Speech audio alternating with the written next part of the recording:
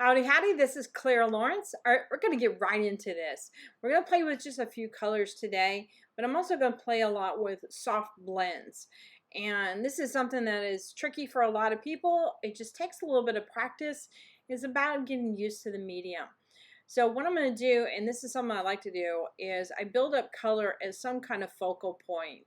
And I'm doing something also a little bit different is I'm kind of going to have it at one side of the piece. A lot of times I usually tend to gravitate toward diagonal. It doesn't really matter. It's just your personal preference. Anyway, I'm using a few colors. You saw the black, passion purple, and I believe the next one is sapphire blue.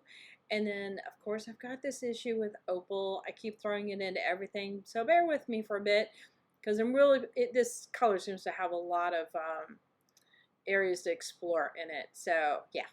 It's just going to happen. So, anyway, you'll see me also commonly do this too. Once I apply color, sometimes I'll tilt it, and that starts the blend process between the colors. And before I start manipulating it with the dryer. So, add a little bit of opal. Always give it a good shake, just like you do with any of the metallics. It's got loose particles in there, and they will sink pretty quickly. So, I do end up, I believe, applying opal a little bit further along the process.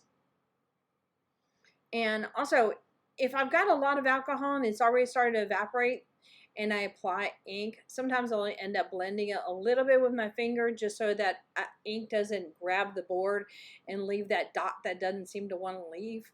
You know, no matter how much alcohol you put in there, it seems to stain the board. So I just try to agitate it to make it move a little bit.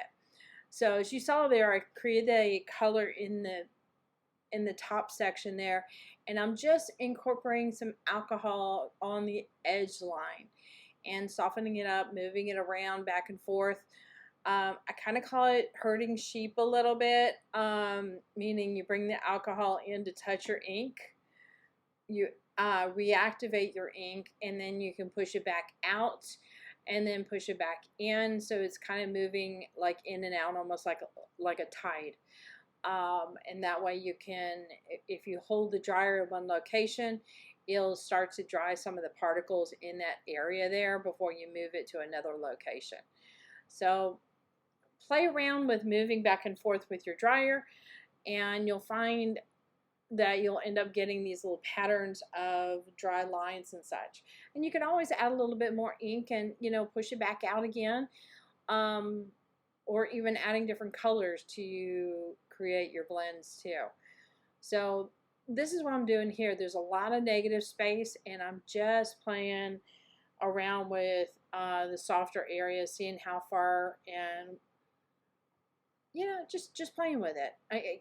I know I use the phrase playing with it a lot, but it's important to make note of that.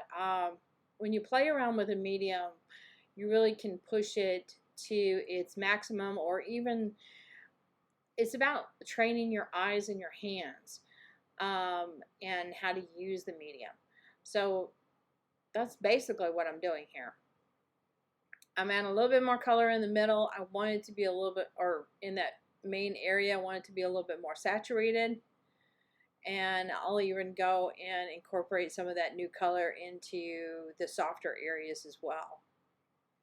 So I'm just going to go ahead and put some music on and let you watch, because it's basically, I'll be repeating myself, and you don't want that. So enjoy.